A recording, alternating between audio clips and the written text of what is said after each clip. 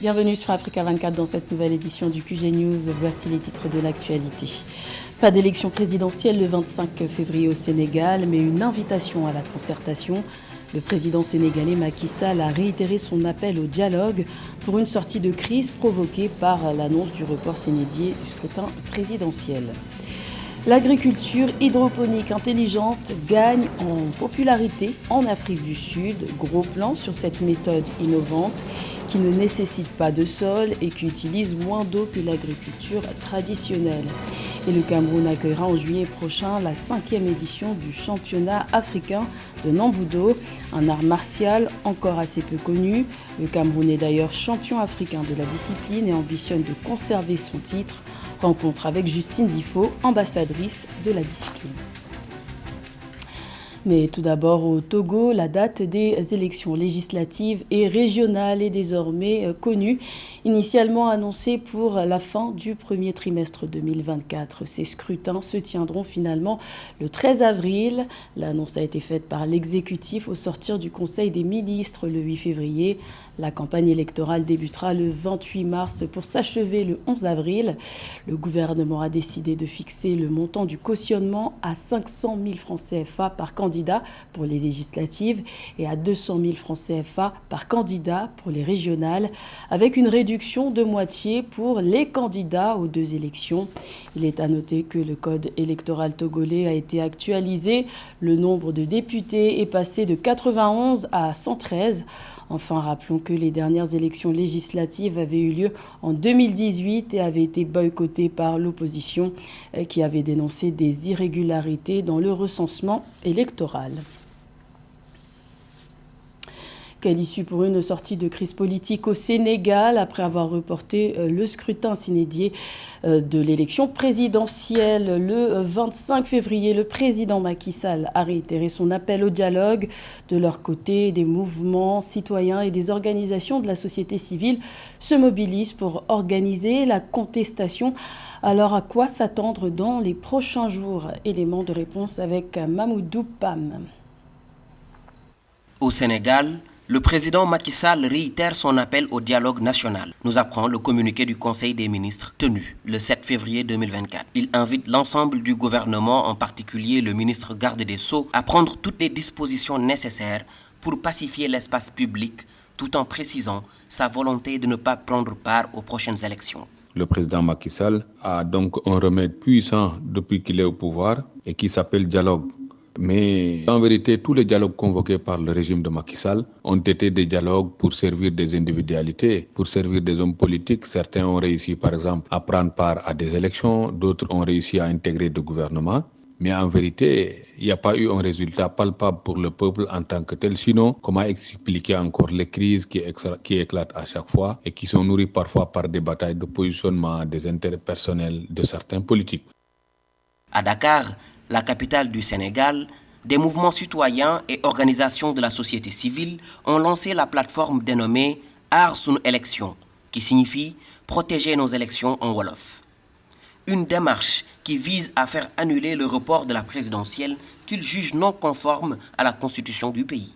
Ces derniers ont annoncé un plan d'action commun lors de leur conférence de presse conjointe tenue le 8 février 2024. Ils annoncent des rassemblements et grèves générales pour faire respecter le calendrier électoral initial. La semaine prochaine, il est prévu le 13, un grand rassemblement. On a prévu une grève générale.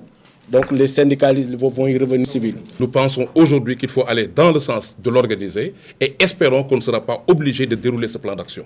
La situation politique au Sénégal reste particulièrement fragile en ce moment. Une bonne partie de la population exprime toujours son désaccord sur le report du scrutin présidentiel qui devait se tenir le 25 février 2024. À l'heure actuelle, la dernière étape de cette bataille, pour ou contre le report, consiste à la décision prochaine du Conseil constitutionnel sur les recours déposés par certains candidats. Beaucoup d'électeurs sénégalais comptent justement sur l'élection présidentielle pour faire entendre leur voix sur les préoccupations centrales, au rang desquelles se trouve l'emploi. Le chômage touche particulièrement les femmes et les jeunes. Malgré les initiatives entrepreneuriales mises en place par le gouvernement, le taux de chômage s'est situé autour de 20% en 2023. Un défi sociétal que nous détaille Cheikh Omar Kamara. Au Sénégal, le taux de chômage a été estimé à 24,1% au quatrième trimestre 2021 selon l'ANSD, Agence nationale de la statistique et de la démographie. Une région comme Louga ne peut donc pas éviter cette situation. Louga, une ville à plus de 200 km de Dakar, la capitale. Dans cette zone, faute d'emploi, une grande partie de la population a choisi la voie de l'immigration.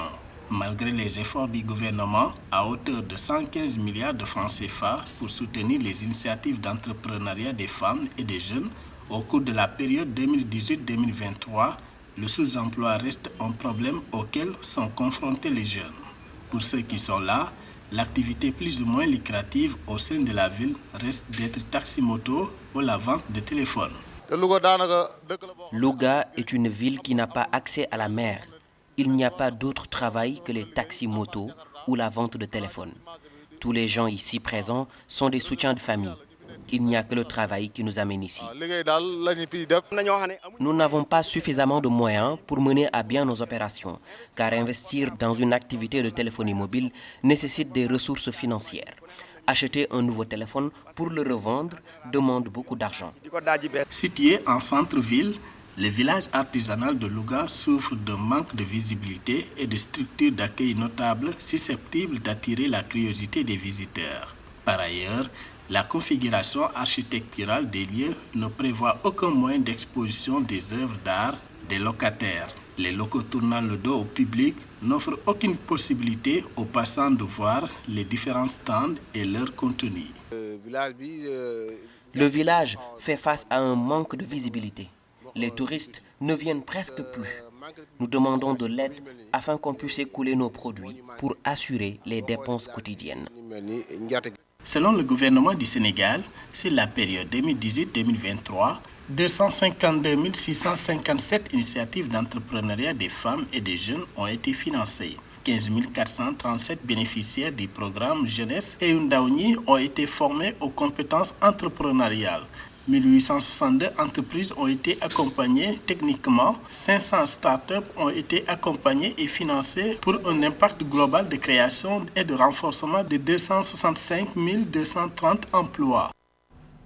Parmi les pistes privilégiées pour lutter contre le chômage en Afrique, il y a l'agriculture. En Afrique du Sud, le gouvernement encourage les populations actives à se tourner vers ce secteur et plus précisément vers des nouvelles méthodes telles que l'agriculture hydroponique intelligente, une méthode qui ne nécessite pas de sol et qui utilise moins d'eau que l'agriculture traditionnelle. Plus de détails avec Nana Kamsukom.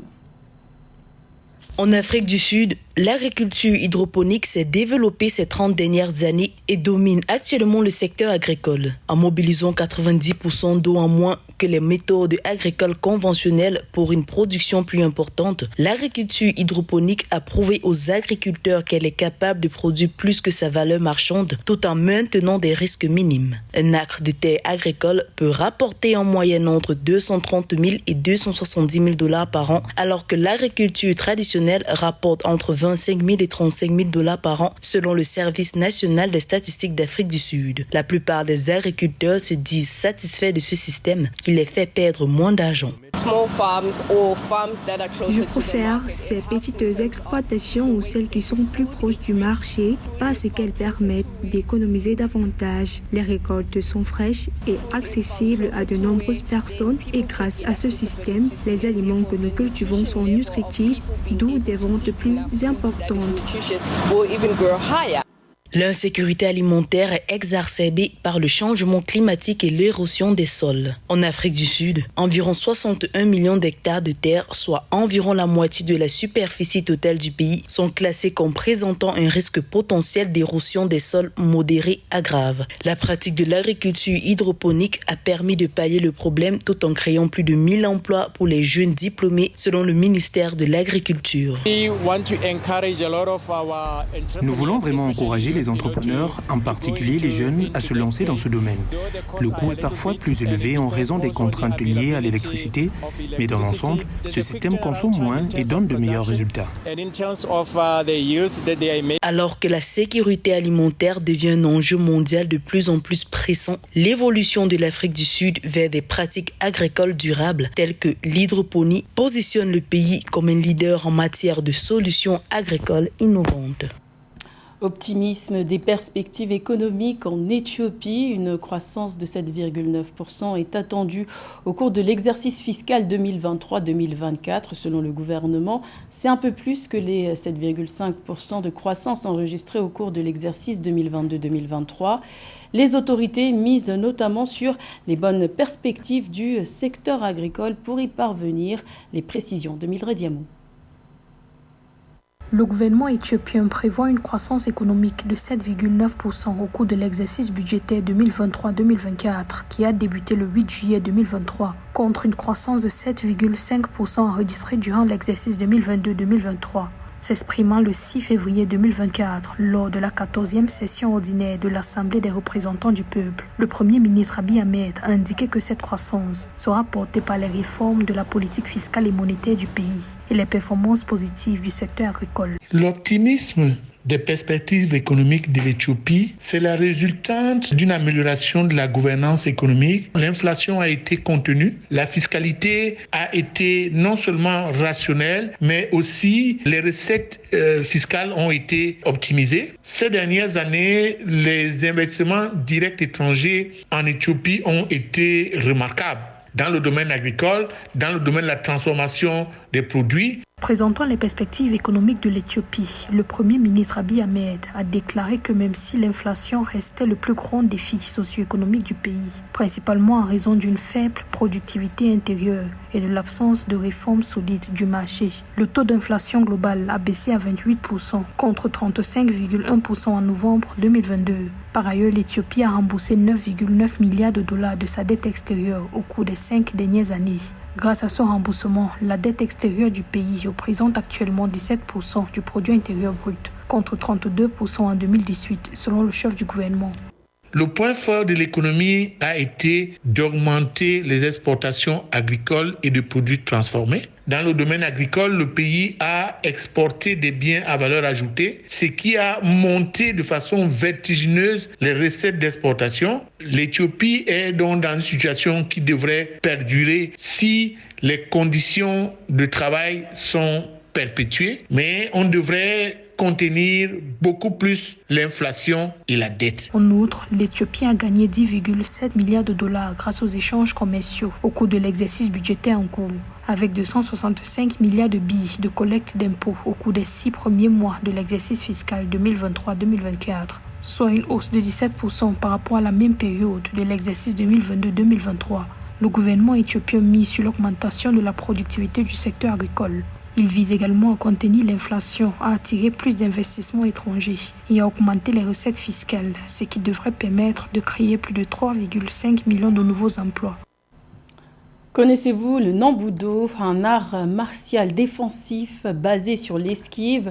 Le Cameroun accueillera en juillet prochain la 5e édition du championnat d'Afrique de cette discipline.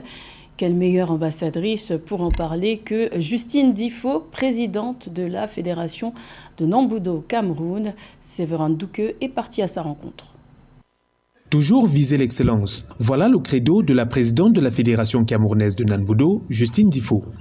Peu connue du secteur sportif jusqu'à son élection à la tête de cette institution en février 2023, après plus de 35 ans de pratique des arts martiaux, elle se révèle en remportant les élections.